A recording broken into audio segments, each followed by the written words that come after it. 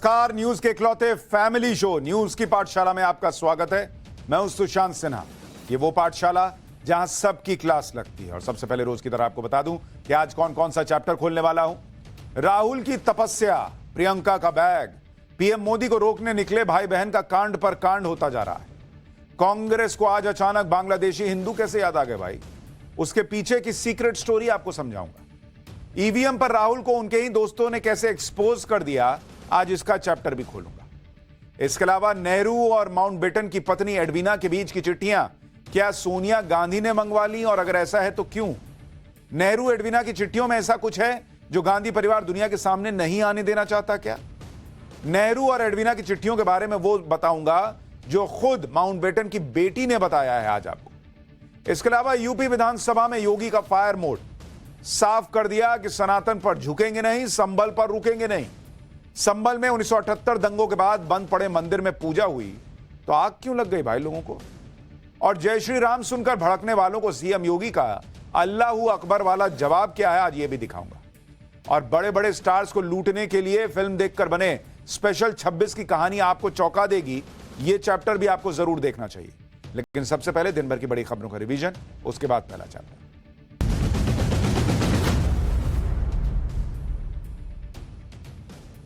प्रधानमंत्री नरेंद्र मोदी ने आज श्रीलंका के राष्ट्रपति अनुरा कुमार दिसानायके से मुलाकात की। दिसानायके हाल में श्रीलंका के राष्ट्रपति बने हैं और पदभार संभालने के बाद वो चीन न जाकर भारत के दौरे पर आए। दिसानायके ने आज पीएम मोदी से मुलाकात के बाद यह भी कहा कि श्रीलंका अपनी जमीन को किसी भी तरह से भारत के हितों के खिलाफ इस्तेमाल नहीं करेगा। यह चीन के लिए बड़ा मैसेज है।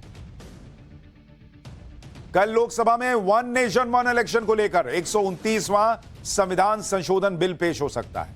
सूत्रों के मुताबिक चर्चा और सहमति बनाने के लिए बिल को जेपीसी के पास भेजा जाएगा। जेपीसी का गठन भी कल ही कर दिया जाएगा और उसमें शामिल होने वाले तमाम दलों के सदस्यों के नाम का ऐलान भी कल ही किया जा सकता है। फडणवीस सरकार के मंत्रिमंडल विस्तार में जगह न मिलने के चलते महायुति के कई वरिष्ठ नेता नाराज चल रहे हैं। शिवसेना नेता तानाजी सावंत और एनसीपी नेता छगन भुजबल ने खुलकर नाराजगी जताई है। छगन भुजबल ने कहा कि वो नाराज हैं और समर्थकों से बात करने के बाद अपनी बात रखेंगे। फडणवीस सरकार में पिछली सरकार के 12 मंत्रियों को मौका नहीं दिया गया। केंद्रीय गृह मंत्री अमित शाह आज छत्तीसगढ़ के नक्सल प्रभावित इलाके बस्तर के दौरे पर थे। इस दौरान उन्होंने नक्सल हिंसा से प्रभावित 88 परिवारों से मुलाकात की। अमित शाह ने पूर्व माओवादियों से भी बात की। इस दौरान उन्होंने कहा कि हथियार उठाने वाले नक्सलियों को मेन स्ट्रीम में वापस लाना सरकार की प्राथमिकता है। हमारा लक्ष्य है कि 31 मार्च 2026 तक देश से नक्सलवाद को उखाड़ फेंकेंगे। झांसी और कानपुर में ट्रेन पलटाने की साजिश के पीछे मदरसा कनेक्शन की बातें हो रही। सूत्रों के मुताबिक एनआईए और एटीएस मुफ्ती खालिद नदवी के लैपटॉप से कुछ अहम सबूत पा चुकी है। जानकारी के मुताबिक कुछ ऐसे वीडियोस मिले हैं जिनके जरिए युवाओं का ब्रेन वॉश किया जाता था और देश विरोधी कामों में उनका इस्तेमाल किया जाता था। मशहूर तबला वादक जाकिर हुसैन के निधन पर दुनिया भर के दिग्गजों ने शोक जताया है। राष्ट्रपति द्रौपदी मुर्मू ने शोक जताते हुए कहा कि संगीत की दुनिया को बहुत बड़ा नुकसान है। वहीं प्रधानमंत्री मोदी ने ट्वीट करके लिखा कि भारतीय शास्त्रीय संगीत की दुनिया में क्रांति लाने के लिए हमेशा उन्हें याद किया जाएगा। जाकिर हुसैन लंबे समय से बीमार चल रहे थे। कल उन्होंने 73 साल की उम्र में अमेरिका के सैन फ्रांसिस्को में अंतिम सांस ली।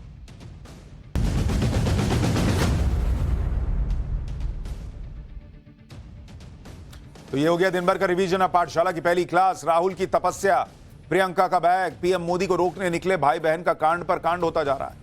मोदी ने हिंदुओं को एक रहने के लिए कहा तो कांग्रेस उल्टे पांव मुस्लिम वोटर की तरफ क्यों भागी? और कांग्रेस को आज अचानक बांग्लादेशी हिंदू कैसे याद आए, इसकी सीक्रेट स्टोरी क्या है? और ईवीएम पर राहुल को उनके इन दोस्तों ने कैसे एक्सपोज कर दिया, सबसे पहले इसका चैप्टर।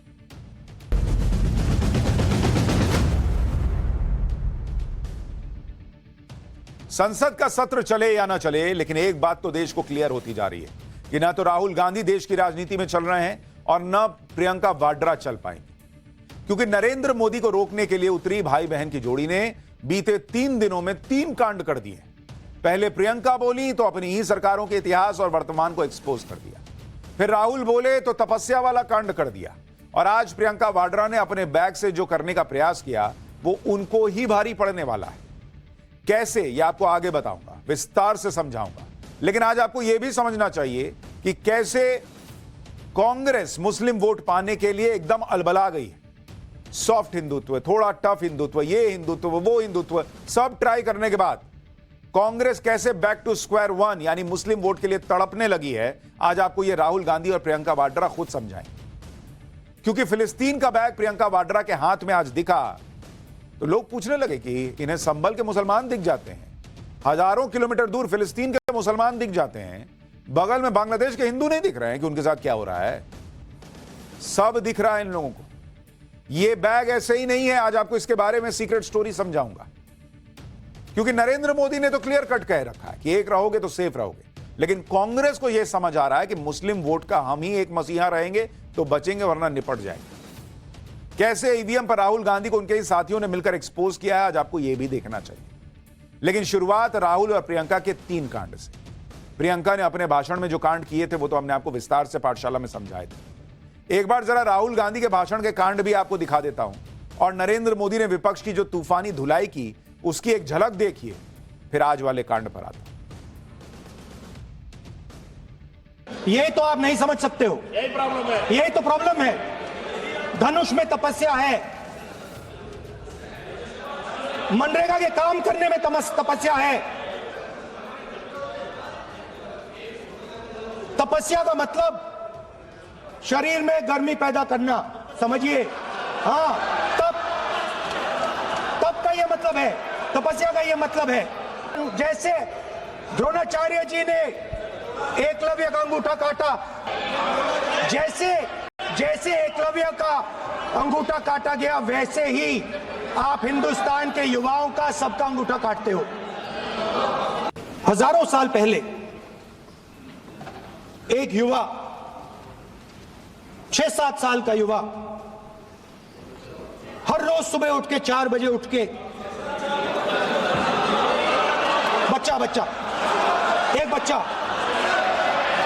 एक बच्चा, वाह बहुत बढ़िया, एक बच्चा 4 बजे उठ के तपस्या करता था। आदरणीय सभापति जी, गरीबी हटाओ का जुमला इसी के कारण जुमला बनकर के रह गया। गरीब को इस मुश्किल से मुक्ति मिले, ये हमारा बहुत बड़ा मिशन है और ये हमारा संकल्प है, और हम इसके लिए दिन रात एक कर रहे हैं। जिनको कोई नहीं पूछता, इनको मोदी पूजता है। भाई कांग्रेस कुछ भी कायदे का कर दे तो उसे मंदिर में जाकर लड्डू चढ़ाना चाहिए आज की डेट में। चाहे तो कहीं जाकर चादर ही चढ़ा ले, लेकिन जैसी उनकी श्रद्धा करें, क्योंकि एक भी काम ढंग से कांग्रेस से हो नहीं पा रहा। और नरेंद्र मोदी ने इतना पावरफुल मैसेज दे दिया कि जिनको कोई नहीं पूछता उनको मोदी पूजता है, यह देश भर में चर्चा का विषय बन गया। ऊपर से प्रियंका वाड्रा ने आज जो किया उससे कांग्रेस की मुस्लिम वोट के लिए डेस्परेशन और हिंदू वोटों से अलगाव सब साफ दिखने लगा। प्रियंका वाड्रा आज एक बैग लेकर संसद आई। उस बैग पर फिलिस्तीन लिखा हुआ था, जिसकी आज बड़ी चर्चा हुई। प्रियंका वाड्रा के इस बैग ने कांग्रेस की मुस्लिम तुष्टीकरण की पॉलिटिक्स को उजागर कर दिया, क्योंकि कांग्रेस को संभल याद आता है, कांग्रेस को फिलिस्तीन याद आता है, लेकिन बांग्लादेश के हिंदू याद नहीं आते। प्रियंका वाड्रा के इस बैग पर अंग्रेजी में पैलेस्टीन विल बी फ्री यानी फिलिस्तीन आजाद होगा लिखा था। संसद में प्रियंका वाड्रा फिलिस्तीन के समर्थन में यह बैग लेकर पहुंची। अच्छा, यह मत सोचिएगा ऐसे ही आ गई, इसके पीछे पूरी सोच है, वो आगे आपको समझाऊंगा। हैंड बैग पर सफेद कबूतर बना था जिसे शांति का प्रतीक माना जाता है। एक तरबूज बना था जिसे फिलिस्तीनी एकजुटता का प्रतीक माना जाता है। अच्छी बात है, प्रियंका वाड्रा को फिलिस्तीन के लोगों की फिक्र सता रही है, लेकिन लोग पूछ रहे हैं कि बांग्लादेश पर ऐसा बैग प्रियंका वाड्रा कब लेकर आएंगी। इससे पहले भी प्रियंका वाड्रा संसद में एक बैग लेकर पहुंची थी, तब भी उनकी बड़ी चर्चा हुई थी। उस बैग पर पीएम मोदी और गौतम अडानी की एनिमेटेड तस्वीर बनी हुई थी, ये देखिए। जब प्रियंका वाड्रा से फिलिस्तीन के बैग पर सवाल पूछा गया तो वो बिना कोई जवाब दिए निकल गए। एक बार देखिए, फिर आपको बताऊंगा कि प्रियंका वाड्रा ने आज संसद में बांग्लादेश के हिंदुओं पर क्या कहा। इतिहास क्यों बदलना चाहते हैं? अब ये देखिए, इनका काम है इतिहास बदलना है, इतिहास मिटाना है। हम आपका बैग भी एक स्टेटमेंट बन गया। प्रियंका वाड्रा ने अपने बैग पर चुप्पी साध ली। जब पत्रकारों ने उनसे दोबारा सवाल किया तो प्रियंका वाड्रा ने बैग के मुद्दे को पैट्रियार्की यानी पितृसत्ता से जोड़ दिया। प्रियंका वाड्रा ने कहा कि वो इस बारे में कई बार बता चुकी हैं कि उनके विचार क्या हैं। प्रियंका ने कहा कि वो कैसे कपड़े पहनेंगी कौन तय करेगा भाई, ये तो बरसों से चली आ रही रूढ़िवादी पितृसत्ता की तरह हुआ कि महिलाएं क्या पहने क्या नहीं। प्रियंका ने कहा कि वो इसे नहीं मानती, वो जो चाहे वो पहने। प्रियंका वाड्रा को किसी ने यह नहीं कहा कि आप ये बैग क्यों लेकर आई, क्यों पहनी। लोग तो पूछ रहे हैं कि अगर फिलिस्तीन की इतनी चिंता है, संबल की इतनी चिंता है, तो बांग्लादेश की क्यों नहीं है भाई, वहां जो मुसलमान हिंदुओं के साथ हो रहा है। प्रियंका वाड्रा तो इस मुद्दे को अलग ही दिशा में ले जाने लगी। इस पर बीजेपी नेता अमित मालवीय ने कहकर कांग्रेस को घेरा कि संसद सत्र के खत्म होने के वक्त 2 मिनट का मौन उन सभी कांग्रेस के लोगों के लिए रखना चाहिए जो ये सोच रहे थे कि प्रियंका वाड्रा ही कांग्रेस की नैया पार लगाएंगे, और प्रियंका वाड्रा को राजनीति में जल्दी लाना चाहिए।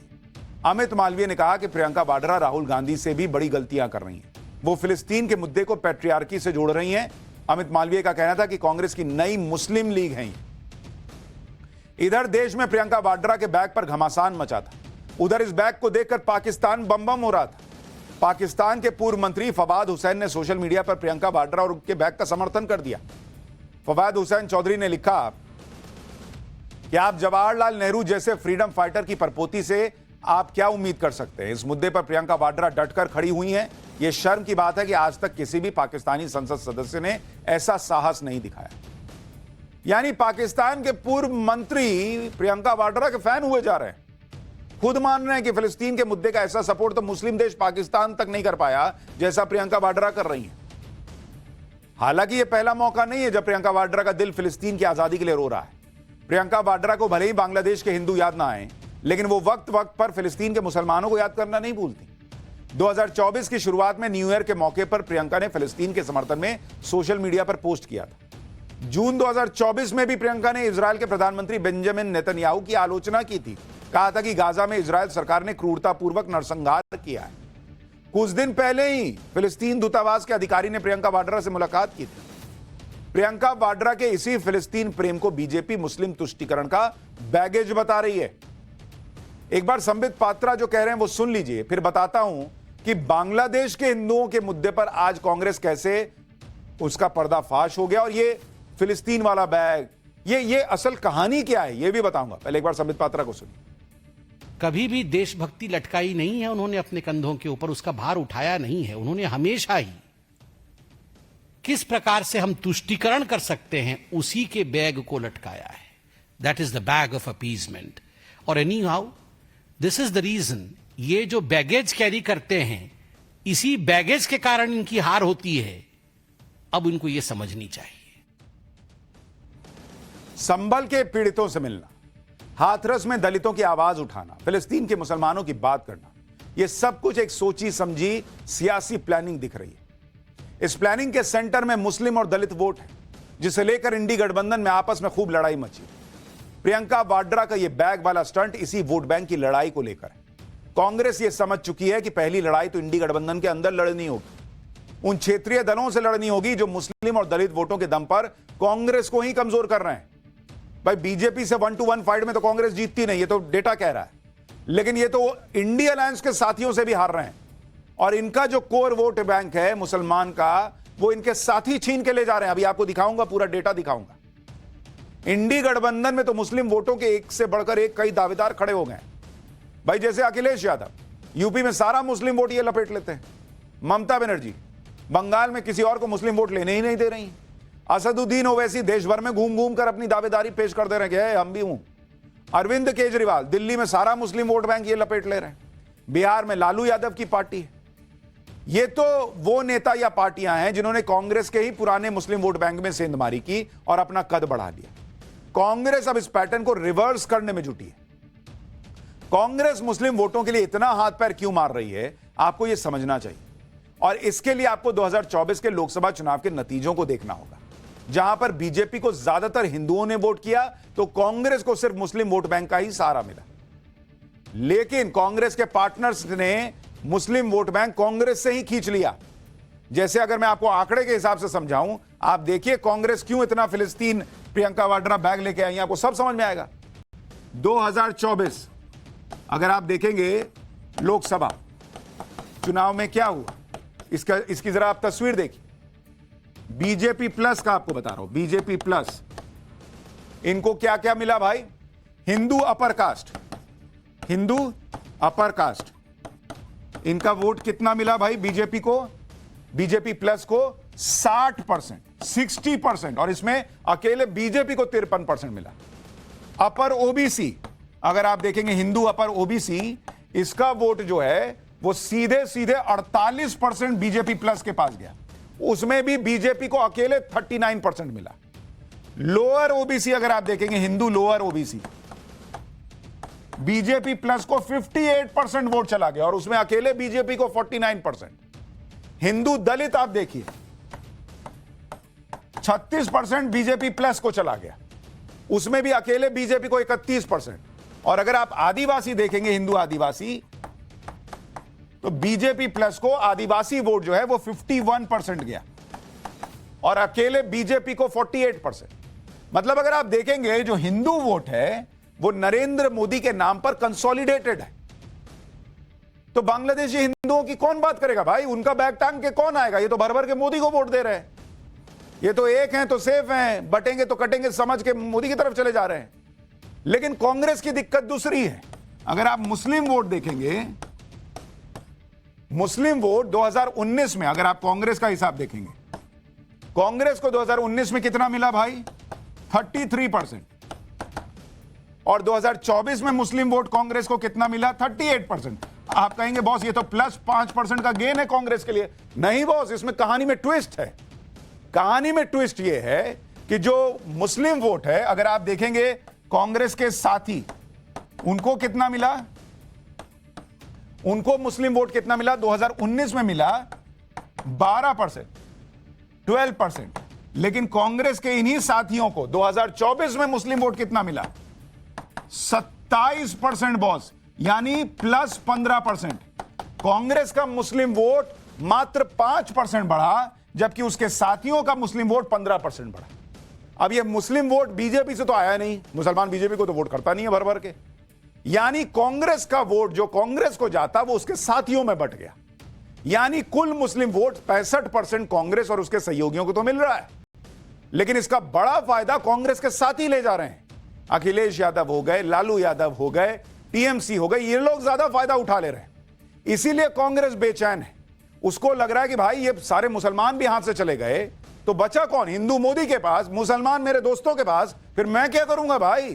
तो फिलिस्तीन वाला बैग टांग लेते हैं, संभल के पत्थरबाजों से मिल लेते हैं भाई, उनके लिए हमदर्दी जता देते हैं।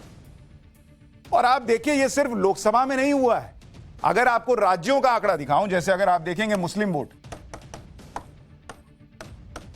मुस्लिम वोट अगर आप देखेंगे एक बंगाल में, अगर आप देखिए बंगाल में टीएमसी को कितना मुस्लिम वोट मिला आपको पता है, 2016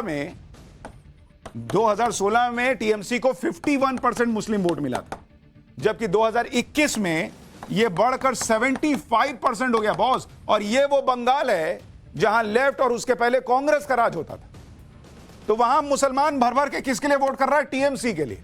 इसी तरह से अगर आप यूपी देखेंगे जहां कांग्रेस खत्म हो गई है, वहां अगर आप सपा को देखेंगे, एसपी को, 2017 में मुसलमानों का कितना वोट मिला, 46%, लेकिन 2022 में मुसलमानों का वोट बढ़ के 79% हो गया बॉस। किसके लिए, समाजवादी पार्टी के लिए। अब कांग्रेस को यही तकलीफ हो रही है कि यूपी जैसे बड़े राज्य में सारा मुसलमान चला जा रहा अखिलेश यादव के साथ, बंगाल में सब दीदी के साथ, बिहार में सब लालू जी के साथ, या फिर जेडीयू के साथ, कांग्रेस के साथ रहेगा कौन। इसलिए फिलिस्तीन का बैग टांगो।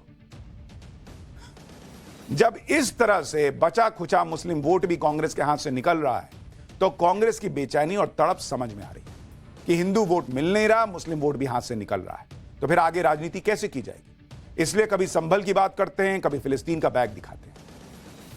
कांग्रेस को फिलिस्तीन के मुसलमान याद आए तो यह सवाल उठना तय था कि यह बांग्लादेश के हिंदुओं के लिए क्यों नहीं बोलते, और बांग्लादेश के हिंदुओं पर बोलेंगे तो कब बोलेंगे। इसलिए आज कांग्रेस ने एक तरह से प्लान बनाकर संसद के बाहर फिलिस्तीन के मुद्दे को गरमाए रखा और साथ में बांग्लादेश के हिंदुओं के मुद्दे पर भी प्रदर्शन किया। लेकिन ये किया क्यों, ये आगे बताऊंगा, पहले सुनिए जरा प्रदर्शन। बांग्लादेशी अल्पसंख्यकों को न्याय दिलाओ, न्याय दिलाओ, न्याय दिलाओ। बांग्लादेशी बांग्लादेशी अल्पसंख्यकों को न्याय दिलाओ, न्याय दिलाओ, न्याय दिलाओ, बांग्लादेश के हिंदुओं को न्याय दिलाओ, न्याय दिलाओ, न्याय दिलाओ, बांग्लादेश के हिंदुओं को न्याय दिलाओ, न्याय दिलाओ, न्याय दिलाओ, केंद्र सरकार अपना इकबाल दिखाओ, इंदिरा जी की तरह कुछ करके दिखाओ। ये 4 लाइन का प्रोटेस्ट हुआ, शुरू हुआ बांग्लादेश के अल्पसंख्यकों को न्याय दिला, वहां हिंदू नहीं आया।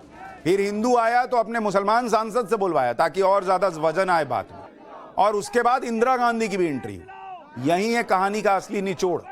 जिस कांग्रेस ने पूरा सत्र अडानी अडानी करने में निकाल दिया, अगर वो सत्र के कुछ आखिरी दिनों में अचानक से बांग्लादेश के हिंदुओं को याद करने लगी तो कोई भी हैरान होगा। वो भी उस दिन जिस दिन प्रियंका वाड्रा फिलिस्तीन का बैग लेकर संसद पहुंची। कमाल की बात यह कि प्रियंका वाड्रा जब संसद के बाहर बांग्लादेश के हिंदुओं को लेकर प्रदर्शन कर रही थी, तब भी उनके हाथ में फिलिस्तीन वाला बैग था। आप यह भी देखिए कि जो कांग्रेस अडानी के मुद्दे पर पूरे जोश और जज्बे के साथ प्रदर्शन कर रही थी, कभी मुखौटा, कभी बैग, कभी प्रदर्शन, कुछ कुछ चल रहा था। हिंदुओं पर प्रदर्शन किया तो हाथ में एक प्लेकार्ड तक नहीं था। 4 लाइन का नारा लगा और मामला खत्म हो गया, यानी खाना पूर्ति नजर आई। संसद के बाहर कांग्रेस ने अधूरे मन से बांग्लादेश के हिंदुओं की बात की, संसद के अंदर भी ऐसा ही किया। आज कांग्रेस ने इंदिरा गांधी के बहाने बांग्लादेश के हिंदुओं पर हो रहे अत्याचार का जिक्र किया। क्यों भाई? क्योंकि आज 16 दिसंबर है। आज ही के दिन भारतीय सेना के आगे पाकिस्तान ने समर्पण किया था 1971 में, और बांग्लादेश को आजादी मिली थी। क्योंकि संसद के अंदर कांग्रेस को इंदिरा गांधी को याद करना था, यह बताना था कि कैसे इंदिरा गांधी ने बांग्लादेश को आजाद करवाया था, तो इंदिरा गांधी का जिक्र करते करते बांग्लादेश के हिंदुओं की बात हो गई। बॉस, ये मत सोचिए कि आज कहीं सूरज पश्चिम से निकला और बांग्लादेश के हिंदुओं की याद आ गई। वो चूंकि इंदिरा जी का मामला था और 16 दिसंबर था और 1971 की वाहवाही लूटनी थी, तो वहां हिंदुओं की एंट्री हो गई। लेकिन उसमें भी कंजूसी करके मल्लिकार्जुन खड़गे ने बांग्लादेश के हिंदुओं की जगह बांग्लादेश के अल्पसंख्यकों शब्द का इस्तेमाल किया। सुनिए एक बार मल्लिकार्जुन खड़गे ने क्या कहा, फिर बताऊंगा बांग्लादेश के हिंदुओं पर प्रियंका वाड्रा क्या बोली। और आज वो दिन है बांग्लादेश लिबरेशन, और वहां पर जो गड़बड़ी चल रही है, कम से कम ये लोग आंख खोलकर वहां के माइनॉरिटी को बचाने की कोशिश तो करें। मल्लिकार्जुन खड़गे को आज राज्यसभा में बोलने का भरपूर मौका मिला, लेकिन वो बांग्लादेश के हिंदुओं पर चंद सेकंड बोलकर चुप हो गए। लोकसभा में प्रियंका वाड्रा ने भी बांग्लादेश के हिंदुओं की बात की। एक बार उनको भी सुनी, फिर आगे की बात बताता हूं। पहला मुद्दा यह है कि बांग्लादेश में जो अल्पसंख्यकों के साथ, जो हिंदुओं और ईसाइयों के साथ अत्याचार हो रहा है, उसके खिलाफ इस सरकार को आवाज उठानी चाहिए। बांग्लादेश की सरकार के साथ बातचीत करनी चाहिए और पूरा समर्थन देना चाहिए जिनको पीड़ा हो रही है उनके साथ। बस इतने में बांग्लादेशी हिंदू निपट गए। जो कांग्रेस पार्टी अडानी के मुद्दे पर पूरा सत्र कुर्बान करने को तैयार रहती है, उनके बड़े बड़े दिग्गज नेताओं की जब संसद में मौका मिलता है बोलने का, तो वो कुछ मिनट ही बांग्लादेश के हिंदुओं पर बोल पाते हैं। प्रियंका वाड्रा ने बांग्लादेश के हिंदुओं का जिक्र किया तो मोदी सरकार को इस बात पर घेरा कि इसके खिलाफ आवाज उठानी चाहिए। शायद प्रियंका वाड्रा को यह नहीं पता होगा कि बांग्लादेश के हिंदुओं पर अत्याचार पर मोदी सरकार अब तक क्या क्या एक्शन ले चुकी है। हिंदुओं की सुरक्षा के लिए बांग्लादेश के प्रधानमंत्री से पीएम मोदी ने खुद बात की। कुछ दिन पहले विदेश सचिव को पीएम मोदी ने बांग्लादेश भेजा था कि जाइए बात करके आइए। बांग्लादेश पर लगातार दबाव बनाया गया कि वो हिंदुओं की सुरक्षा करें। विदेश सचिव ने संसद को बताया था कि बांग्लादेश ने कार्रवाई का भरोसा दिया है। संसद के अंदर विदेश मंत्री ने बांग्लादेश के मुद्दे पर बयान तक दिया और यह बताया था कि बांग्लादेश की सरकार को एक्शन लेने के लिए कहा गया है। यानी प्रियंका वाड्रा को सब पता है कि सरकार क्या कर रही है अपने स्तर पर, जो कर सकती है, लेकिन वो पूछ रहे हैं कि क्या कर रहे हैं। बांग्लादेश की हालत इस वक्त यह है कि वहां की सरकार कट्टरपंथियों के इशारे पर चल रही है। वहां एंटी इंडिया एजेंडा चल रहा है। सिर्फ बांग्लादेश के हिंदुओं के मुद्दे पर ही कांग्रेस ने खुद को एक्सपोज नहीं किया। कांग्रेस के इंडी गठबंधन के पार्टनर उसे दूसरी जगहों पर भी एक्सपोज कर रहा है। जैसे जम्मू कश्मीर में कांग्रेस के पार्टनर और मौजूदा मुख्यमंत्री उमर अब्दुल्ला ने ईवीएम पर बड़ी बात कह दी। उमर अब्दुल्ला ने ईवीएम को लेकर कांग्रेस की कंप्लेन के मामले में कहा कि ऐसा नहीं हो सकता कि जीत जाओ तो ठीक, लेकिन हार जाओ तो ईवीएम को ब्लेम करने लगो। इसी ईवीएम से 100 से ज्यादा सांसद आपके जीते हैं, तब आप अपनी जीत का जश्न मनाते हो, लेकिन कुछ ही महीने में कहने लगते हो कि हमें ईवीएम नहीं पसंद क्योंकि चुनाव के नतीजे वैसे नहीं आए जैसे नतीजे आप चाहते हो। अगर किसी को वोटिंग सिस्टम पर भरोसा नहीं है तो फिर उसे चुनाव ही नहीं लड़ना चाहिए। यानी खरी खोटी सुना दी उमर अब्दुल्ला ने कि अगर नहीं पसंद है तो मत न लड़ो यार चुनाव। चुनाव भी लड़ोगे, जीतोगे तो लड्डू भी बांटोगे, जलेबी भी छानोगे, और उसके बाद जब हार जाओगे तो कहोगे ईवीएम में गड़बड़ है। तो भाई पत्रकार तो राहुल गांधी को पसंद आते नहीं, दूसरा कोई कह दे तो पसंद आते नहीं। अब तो आपके साथी कह रहे हैं बॉस कि नहीं भरोसा ईवीएम पे तो मत ना लड़िए चुनाव। हरियाणा महाराष्ट्र की हार के बाद कांग्रेस खूब ईवीएम कर रही थी, लेकिन उमर अब्दुल्ला ने खुलकर कांग्रेस की क्लास लगा दी। जब जीत जाते हो तो ईवीएम की बात नहीं करते। इतना ही नहीं, ये अकेले नहीं है उमर अब्दुल्ला, ममता बनर्जी के भतीजे अभिषेक बनर्जी ने भी ईवीएम का रोना रोती कांग्रेस की जमकर धुलाई कर दी। ईवीएम को लेकर नई तकरार, एक बार सुनिए ममता बनर्जी के भतीजे ने क्या कहा ईवीएम पर।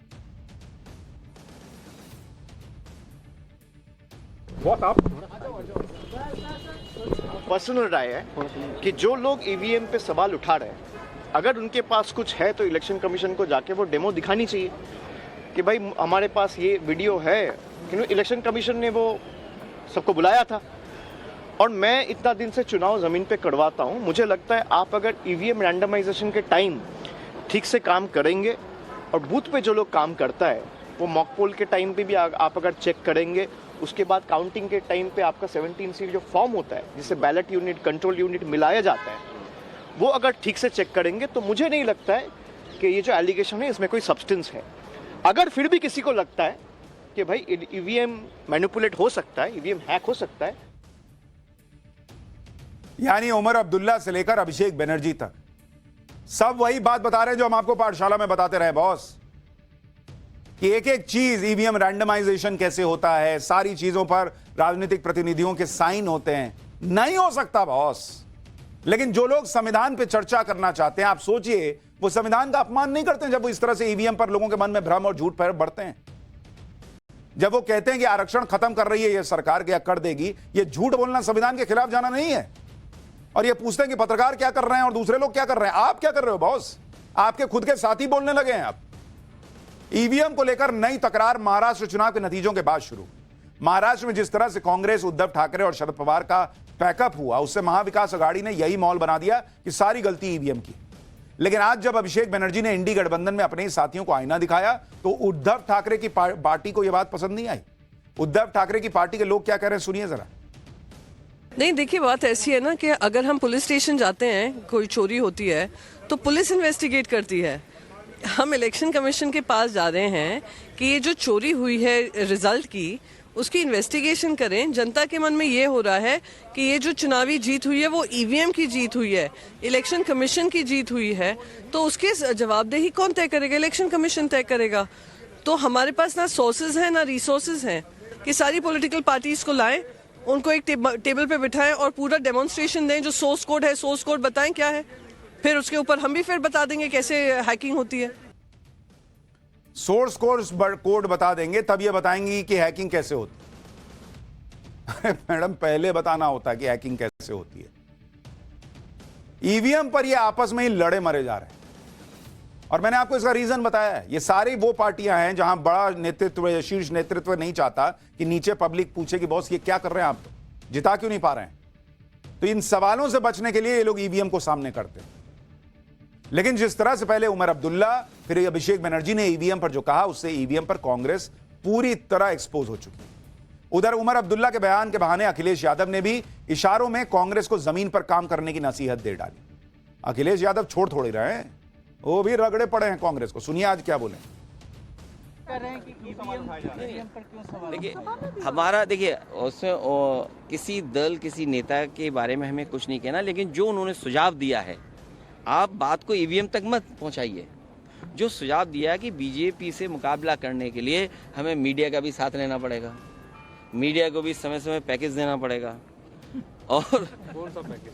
नहीं, वो नहीं, वो बात चर्चा नहीं हो सकती। लेकिन इस तरह की व्यवस्था जो आज हो गई है, क्योंकि सोशल मीडिया है, मीडिया है, आपको इनका भी साथ लेना पड़ेगा। इनके साथ साथ आपको बूथ स्तर पर भी काम करना पड़ेगा। वो उन्होंने सुझाव दिया है, मैं उनके सुझाव से सहमत हूँ कि अखिलेश यादव भी कांग्रेस को नसीहत दे रहे हैं, कह रहे हैं मीडिया को भी साथ लेकर चलना हो। कौन सा पैकेज देने की बात कर रहे थे मुझे नहीं पता, लेकिन अखिलेश यादव जी, अगर देश हित में सोचने लगिएगा तो मीडिया आपके साथ खुद बे खुद हो जाएगी। वो पैकेज वाली मीडिया कोई और हुआ करती होगी पिछले जमाने वाली। अखिलेश यादव तो कांग्रेस से पूरा हिसाब बराबर कर रहे हैं। आज अखिलेश यादव अरविंद केजरीवाल के मंच पर पहुंच गए और दिल्ली में केजरीवाल को सपोर्ट कर दिया। दिल्ली में कांग्रेस अलग चुनाव लड़ रही है, लेकिन अखिलेश यादव ने कांग्रेस की जगह पर केजरीवाल का साथ देना पसंद किया। यहां भी कांग्रेस के साथ खेला हो गया। क्या कीजिएगा बॉस, मैं कह तो रहा हूं, न राहुल गांधी न प्रियंका वाड्रा ये कांड पे कांड कर रहे हैं और इनके साथी इनको समझ गए हैं कि इनसे ना हो पाएगा। खैर, पाठशाला में बगली क्लास। नेहरू और माउंटबेटन की पत्नी एडवीना के बीच की चिट्ठियां क्या सोनिया गांधी ने मंगवा ली और क्यों मंगवाई? नेहरू एडवीना की चिट्ठियों में ऐसा क्या कुछ है जो गांधी परिवार क्या सामने नहीं आने देना चाहता? नेहरू और एडवीना की चिट्ठियों के बारे में वो सब कुछ आज आपको बताऊंगा जो खुद एडवीना की बेटी, माउंटबेटन की बेटी बता कर गई।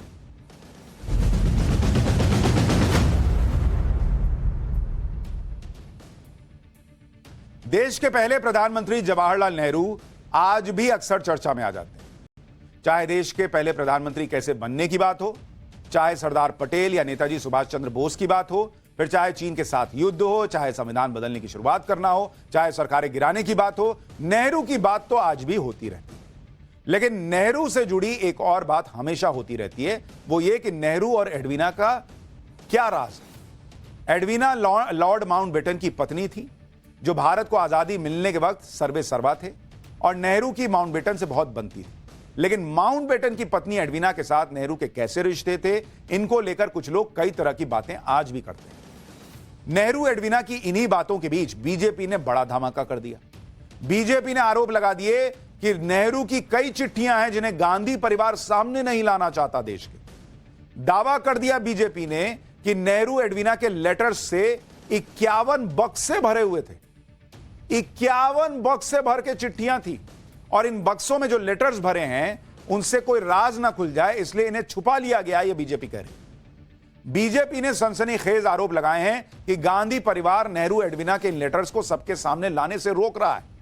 अगर यह बात सही है तो फिर नेहरू एडवीना की चिट्ठियों में ऐसा क्या है जिसे छुपाया जा रहा है, यह बड़ा सवाल है। वैसे तो नेहरू और एडवीना माउंटबेटन के रिश्तों को लेकर एक पहेली सालों से चली आ रही।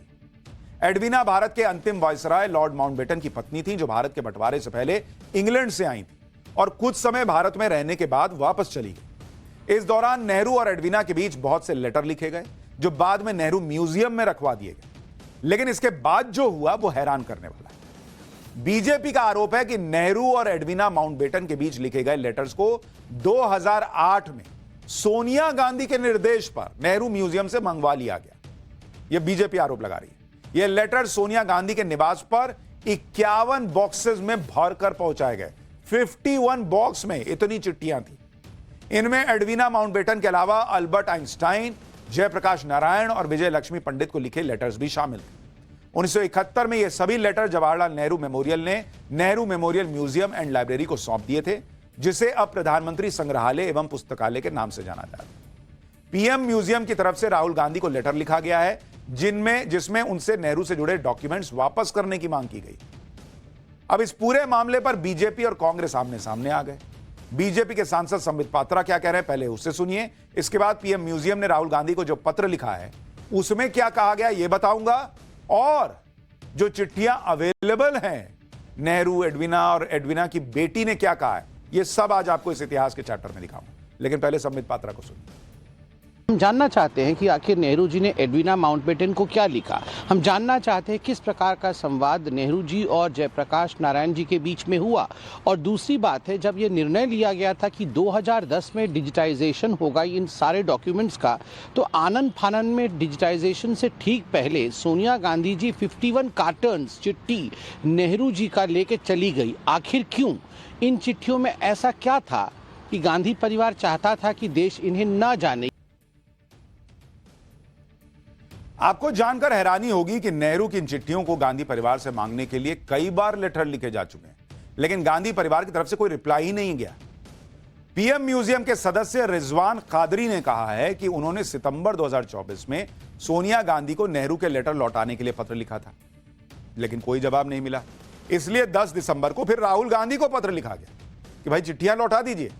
इस पत्र में लिखा गया कि गांधी परिवार की तरफ से नेहरू के सभी लेटर लौटाए जाए या फिर इन लेटर्स को स्कैन करके डिजिटल बना दिया जाए।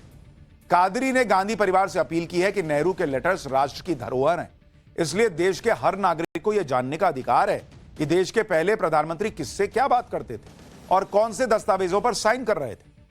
कादरी ने यह मांग भी की है कि नेहरू के लेटर्स का एक फॉरेंसिक ऑडिट भी कराया जाए ताकि यह तय किया जा सके कि डॉक्यूमेंट्स के साथ कोई छेड़छाड़ तो नहीं की गई है। लेकिन अब इस मामले पर कांग्रेस का कहना है कि वो गांधी परिवार का निजी मामला है, बीजेपी इस पर सियासत कर रही है। संदीप दीक्षित को सुनिए एक बार। वैसे ये लोग चाहते क्यों हैं उनके पत्र? भाई नेहरू जी के ऊपर जो पूरा म्यूजियम था उसको तो सिमट के इन्होंने 10% पर कर दिया, तो इनको नेहरू जी पे एकदम क्या इंटरेस्ट हो रहा है? और जहां तक नेहरू जी के पत्राचार हैं वो तो सब उनके सिलेक्टेड वर्क्स में ऑलरेडी छपे हुए हैं, 74 वॉल्यूम है। पहले मैं इनसे कहूंगा 74 वॉल्यूम पढ़ लें, उनमें अगर कुछ इनको रुचिपूर्ण नहीं लग रहा है या कोई लग रहा है पत्र नहीं है तो पूछ सकते हैं।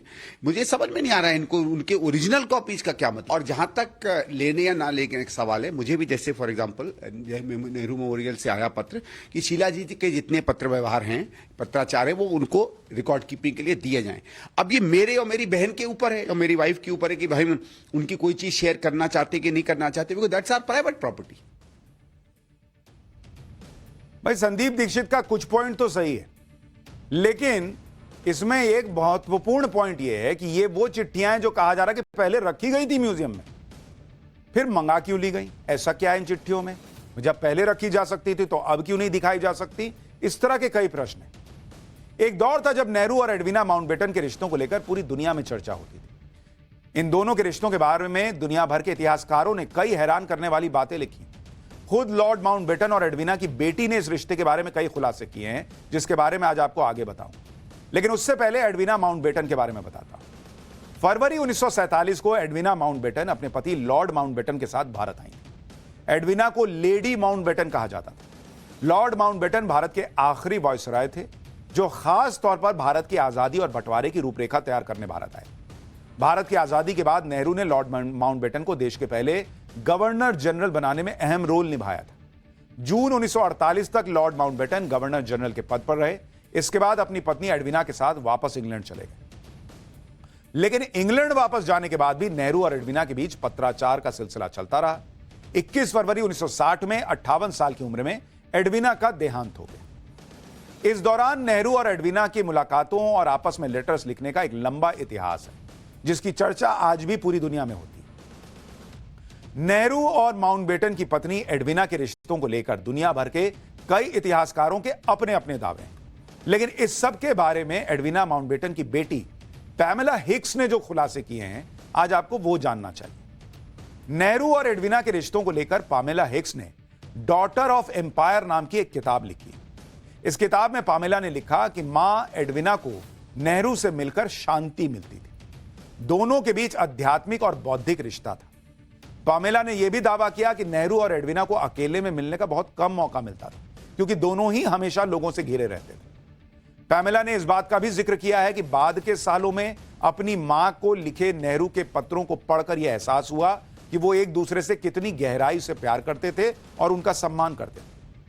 पामेला ने किस्से के बारे में बताते हुए लिखा कि जब हम चारों लोग, यानी पामेला, पिता लॉर्ड माउंटबेटन, मां एडवीना और नेहरू, एक साथ बाहर निकलते थे तो हमेशा मां एडवीना और नेहरू एक साथ आगे आगे चलते थे और इस दौरान मेरे पिता चतुराई से पीछे हट जाते थे। ये उनकी बेटी लिख रही। इसके अलावा जब एडवीना भारत छोड़कर वापस जा रही थी तब उनकी आंखों में आंसू थे। भारत से जाने के बाद एडवीना भारत नहीं आई, लेकिन नेहरू विदेश गए तो लंदन में जरूर मिलते रहे। दोनों के बीच चिट्ठियों से भी संपर्क बना रहा। ये सारी बातें लॉर्ड माउंटबेटन और एडवीना की बेटी ने लिखी हैं अपनी किताब। कई इतिहासकारों ने तो यहां तक दावा किया कि जब 1960 में एडवीना का निधन हुआ तो उनके पास से नेहरू की कई चिट्ठियां मिली थी। मरने से पहले एडवीना नेहरू की चिट्ठियां पढ़ रही थी, यह भी कई लोगों का दावा है। नेहरू और एडवीना के रिश्तों को लेकर उस समय के कांग्रेस नेता और दूसरे इतिहासकारों ने भी कई बातें लिखी। कांग्रेस के कद्दावर नेता अबुल कलाम आजाद ने अपनी किताब इंडिया विंस फ्रीडम में लिखा है कि नेहरू माउंटबेटन से तो मुतासिर है ही, लेकिन उससे कहीं ज्यादा वो लेडी माउंटबेटन से मुतासिर है। नेहरू के जीवन पर किताब लिखने वाले इतिहासकार स्टैनली वॉलपर्ट अपनी किताब नेहरू अ ट्रिस्ट विद डेस्टिनी में लिखते हैं कि मैंने एक बार नेहरू और एडवीना को ललित कला अकादमी के उद्घाटन समारोह में देखा था। मुझे यह देखकर आश्चर्य हुआ था कि नेहरू को सबके सामने एडवीना को छूने, उनका हाथ पकड़ने और उनके कान में फुसफुसाने से कोई परहेज नहीं। मशहूर इतिहासकार एंड्रयू लोनी ने अपनी किताब the Mountbattens their lives and loves में लिखा है कि एडविना माउंटबेटन और जवाहरलाल नेहरू के बीच हजारों पत्रों का आदान प्रदान हुआ था। इसमें आगे लिखा है कि यह समझना बहुत हैरान करने वाला है कि गांधी परिवार उस चीज को दबाने की कोशिश क्यों कर रहा है जिसके बारे में हम सभी जानते हैं।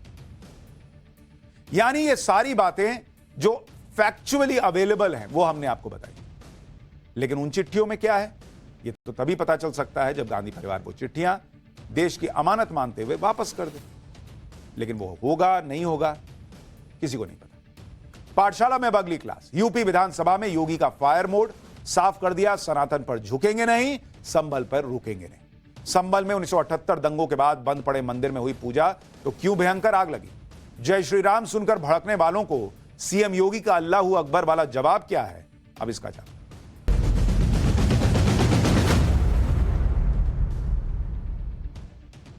यूपी के संभल को लेकर कितना हंगामा किया अखिलेश की पार्टी, राहुल गांधी ने, प्रियंका वाड्रा ने, ओवैसी ने। ऐसा लग रहा था कि मोदी योगी प्रेशर में आ जाएंगे। संसद तक बवाल हुआ भाई, लेकिन ना तो मोदी प्रेशर में आने वाले हैं ना योगी प्रेशर में आने वाले हैं। सीएम योगी ने तो आज संभल के मामले में विधानसभा में खड़े होकर ऐसी ऐसी बातें कह दी जो कहना किसी और नेता के बस की बात नहीं लगती। योगी आज अलग ही मोड में थे भाई, फायर मोड में थे, जैसे वो पुष्पा वाला अवतार ले लिया। योगी ने विधानसभा में क्लियर कट कह दिया कि सनातन पर वो झुकेंगे नहीं, संभल पर वो रुकेंगे नहीं। संभल के हरिहर मंदिर का सच अब और नहीं दबेगा, संभल के पत्थरबाजों को बख्शा नहीं जाएगा, जय श्री राम के विरोध में फर्जी सेकुलरवाद अब नहीं चलेगा। ये सारी बातें आज योगी ने सदन में खड़े होकर कही। आज विधानसभा में योगी आदित्यनाथ ने कैसे संभल हिंसा को लेकर माहौल बनाने वालों को करारा जवाब दिया, इसकी एक झलक देखिए, फिर विस्तार से सारी बात बताता हूं।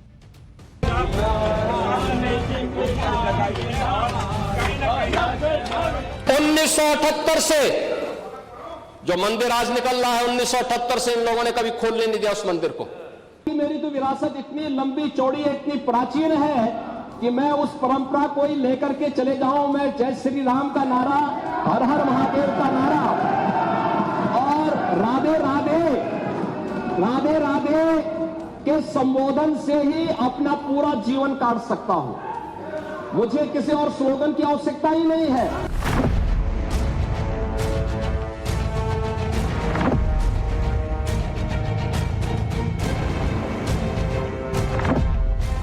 मैं कहता हूं, तो बाबरनामा भी कहता है कि हर मंदिर को तोड़ करके एक ढांचा खड़ा किया गया। याद रखना, जिसने पत्थरबाजी की होगी, जिसने माहौल खराब किया होगा, उसमें एक भी बचने वाला भी नहीं है। कि सूर्य को, चांद को और सत्य को बहुत देर तक छुपा कोई नहीं सकता। हमारा पुराण भी इस बात को कहता है कि भगवान विष्णु, श्री हरि विष्णु का 10वां अवतार संभल में ही होगा।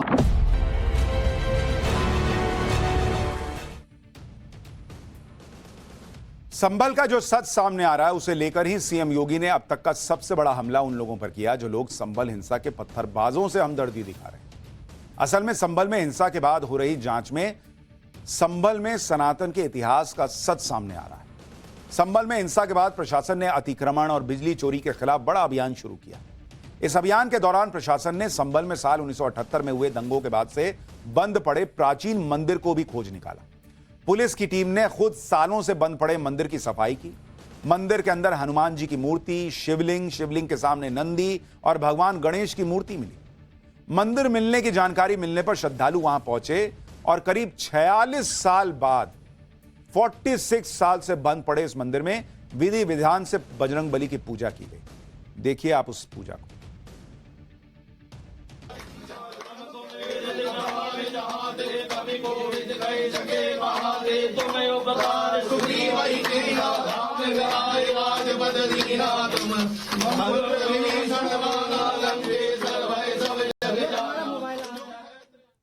संभल में 46 साल बाद खुले शिव मंदिर में भक्तों का तांता लगना शुरू हो गया। सोमवार के दिन भक्तों ने भोले बाबा पर जल चढ़ाया। मंदिर में रुद्राभिषेक तक हुआ।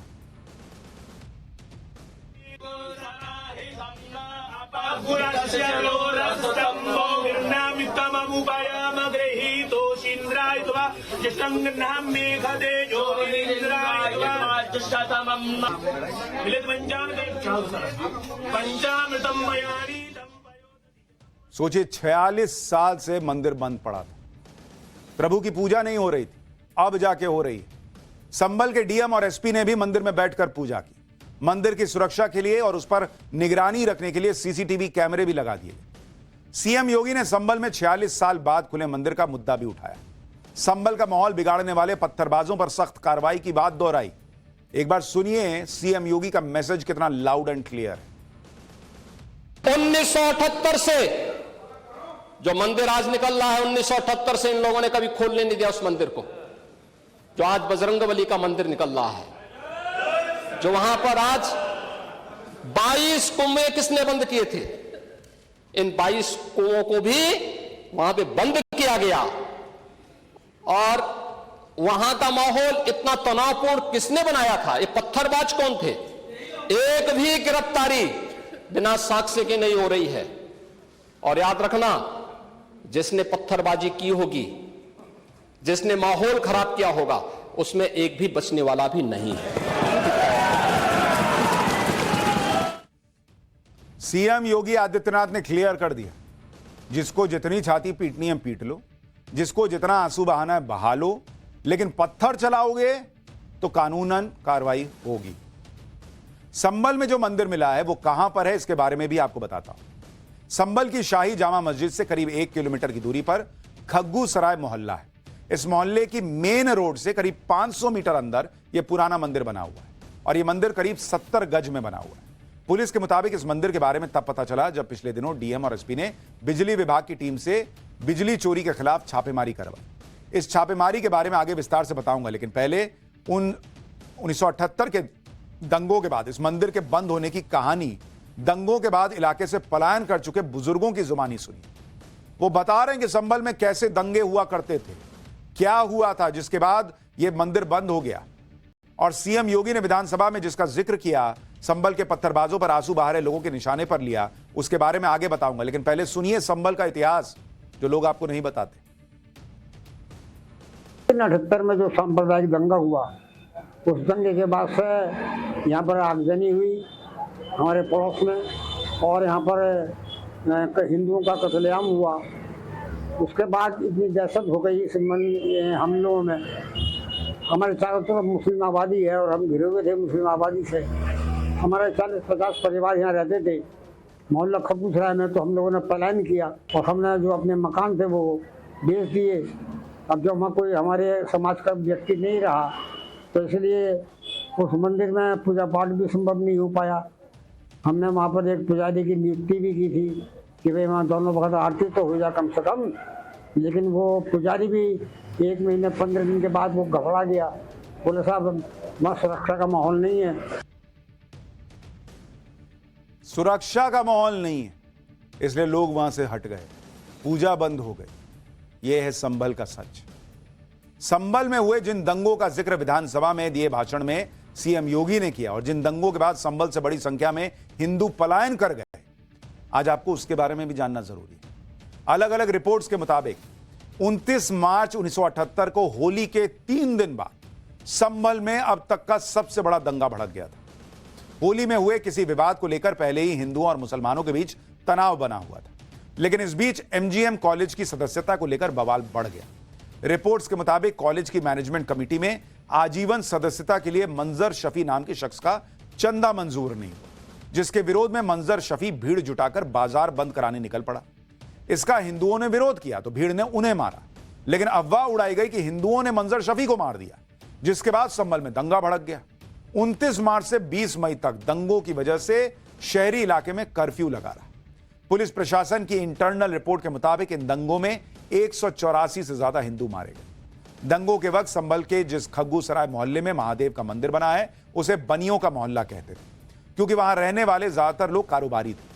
लेकिन दंगों के बाद इस इलाके में रहने वाले 100 हिंदू परिवारों का पलायन मजबूरन हो गया, रह ही नहीं पाए वो लोग वहां पर। भाई संभल में बनियों का वो मोहल्ला आज भी है, लेकिन उसमें एक भी हिंदू परिवार नहीं रहता। उनकी निशानी के तौर पर पुराना शिव हनुमान मंदिर बचा है। संभल में हुए दंगों का इतिहास आज विधानसभा में सीएम योगी ने भी याद दिलाया और पत्थरबाजों के लिए आंसू बहा रहे लोगों को निशाने पर लिया। सुनिए सीएम योगी को। 1947 से लेकर के अब तक 209 हिंदुओं की निर्मम हत्या वहां हुई है संभल के अंदर, 209 हिंदुओं की। और एक भी बार किसी ने उन निर्दोष हिंदुओं के लिए कभी दो शब्द नहीं कहे, उनके प्रति, उन परिवारों के प्रति संवेदना के शब्द नहीं कहे। महोदय, जो आज घड़ियाली आंसू बहा रहे हैं, ये लोग कभी भी उन निर्दोष हिंदुओं के बारे में कभी दो शब्द नहीं कहे। संभल में मंदिर का पता लगने के बाद जब प्रशासन ने आसपास के इलाके को खंगाला तो मंदिर से महज 10 कदम की दूरी पर एक कुआं भी मिला। इस कुएं की जेसीबी की मदद से खुदाई शुरू हुई तो पुलिस प्रशासन के अधिकारी भी हैरान रह गए। कुएं में करीब 15-20 फीट खुदाई होने के बाद 3 खंडित मूर्तियां मिली। ये मूर्तियां माता पार्वती, भगवान गणेश और कार्तिकेय जी की बताई जा रही है। कुएं से मूर्तियां मिलने के बाद पुलिस ने इसकी घेराबंदी कर दी।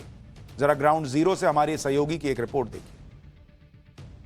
वहाँ पे कुआं था, उसके अंदर से कुछ मूर्तियां मिली हैं और देखिए ये वही मूर्तियां हैं जिनको यहाँ पर जो एडिशनल एसपी हैं श्रीश चंद्र वो लेकर खड़े हैं। और देखिए यहाँ पर ये जो मूर्ति है ये आपको नजर आएगी। सर, ये किन की मूर्तियां हैं, कुछ अभी पता चल पाया है?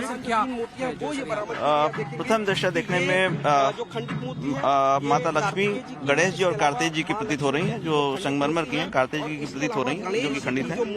बाकी ये सब इस बारे में जांच की जा रही है। सर, इस मूर्ति को क्या आगे सर्वे के लिए भेजेंगे, जांच के लिए भेजेंगे या मंदिर में स्थापित किया जाएगा? बिल्कुल इनकी जांच की जाएगी और संबंधित लोगों को दिया जा रहा है और बाकी इसकी जांच की जाएगी। जिस तरह संभल में मंदिर के पास कुआं मिला है, संभल में इस तरह के तमाम सबूत हैं और इन्हीं सबूतों को लेकर हिंदू पक्ष कोर्ट पहुंचा है। पाठशाला में हम आपको संभल में श्री हरिमंदिर से जुड़े इतिहास के बारे में पहले भी बता चुके हैं। सीएम योगी ने संभल में जिन कुओं को बंद किए जाने की बात कही उसका जिक्र संभल के ऐतिहासिक नक्शे में भी किया गया है। यह वो नक्शा है जो करीब 1000 साल पुराना है। इस नक्शे में श्री हरिहर मंदिर के पास कुएं दिखाए गए हैं। इनमें से कुछ कुओं के नाम भी दिए गए हैं, जिसमें पराशर कूप है, धरणी कूप है, विष्णु कूप है, कृष्ण कूप है, विमल कूप है, वली कूप है, यज्ञ कूप है, यम दरित कूप है, शीतक कूप है और वायु कूप प्रमुख है।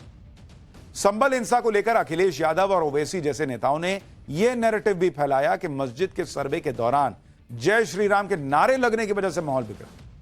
जय श्री राम के नारे सुनकर भड़कने वालों को भी आज सीएम योगी ने विधानसभा में अल्लाहू अकबर वाला जवाब दिया। सुनिए एक बार।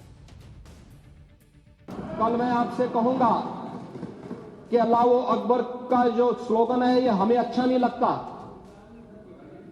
नहीं, आपको हम रोकें तो क्या आपको अच्छा लगेगा? नहीं, आपको नहीं, मुझे मतलब होने की आवश्यकता ही नहीं, मुझे आवश्यकता ही नहीं इसकी। नहीं, मुझे इसकी आवश्यकता ही नहीं है, मुझे इसकी आवश्यकता ही नहीं, क्योंकि मेरी तो विरासत इतनी लंबी चौड़ी है, इतनी प्राचीन है कि मैं उस परंपरा को ही लेकर के चले जाऊं। मैं जय श्री राम का नारा, हर हर महादेव का नारा और राधे राधे, राधे राधे के संबोधन से ही अपना पूरा जीवन काट सकता हूं। मुझे किसी और स्लोगन की आवश्यकता ही नहीं है। यानी जो लोग ये कहते हैं कि भाई जय श्री राम का नारा लगा तो भीड़ भड़क गई, योगी आदित्यनाथ पूछ रहे हैं कल को अगर कोई कहे कि भाई हमको अल्लाहू अकबर से दिक्कत है तो क्या कीजिएगा? फिर इस तरह से काम चलेगा। एक तरफ सीएम योगी संभल को लेकर फ्रंट फुट पर बैटिंग कर रहे हैं, विधानसभा में संभल हिंसा के पत्थरबाजों का हिसाब करने की बात कर रहे हैं। दूसरी तरफ संभल में ताबड़तोड़ एक्शन भी चल रहा है। संभल की गलियों में किए गए अवैध निर्माण पर बुलडोजर एक्शन जारी है। घर हो या दुकान, जिसने भी अवैध निर्माण किया है उस पर बुलडोजर चलाया जा रहा है। संभल में बिजली चोरी के खिलाफ भी अभियान चल रहा है, जिसकी वजह से पुलिस ने 46 साल से बंद पड़े मंदिर तक को ढूंढ निकाला।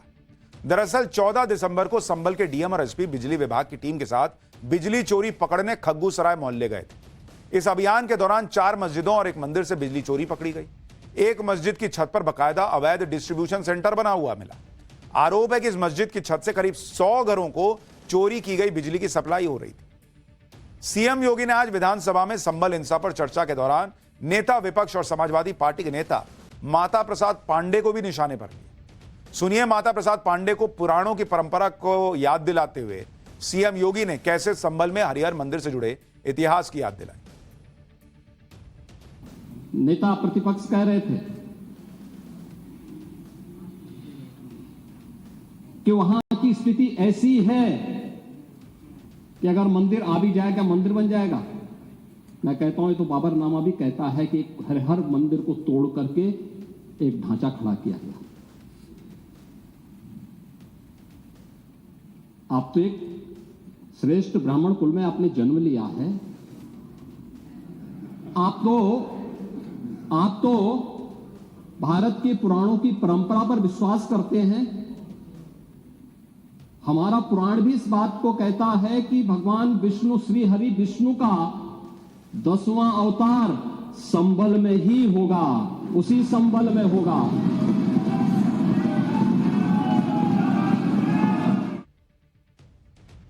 संबल में हिंसा के बाद हो रही जांच में इतिहास का सच सामने आ रहा है, लेकिन संबल के पत्थरबाजों की पैरवी कर रही समाजवादी पार्टी और उसके मुखिया अखिलेश यादव को इससे दिक्कत हो रही है। उन्हें संबल के इतिहास से कोई मतलब नहीं। अखिलेश यादव कह रहे हैं कि वो इतिहास नहीं भविष्य देखने वाले हैं। सुनिए आप भी। हम लोग खोदने वाले लोग नहीं हैं। इतिहास को, जिन इतिहास के पन्नों में कुछ खराब चीजें नहीं खोदना चाहते हैं। हम लोग नए रास्ते खोजने वाले लोग हैं, और जिनको अपने भविष्य के बारे में नहीं पता कि भविष्य क्या होगा, भविष्य में क्या बदलाव चाहते हैं, वो इतिहास में ही हमेशा रहते हैं। हम लोग भविष्य बनाना चाहते हैं। चलिए, कम से कम अखिलेश यादव ये तो मान रहे हैं कि इतिहास में जो मंदिर के साथ हुआ वो खराब चीज हुई। खराब बातों को नहीं देखना चाहते, वो अलग बात, लेकिन संकेत तो यही दे रहे हैं कि खराब चीजों के बारे में बात नहीं करनी चाहिए।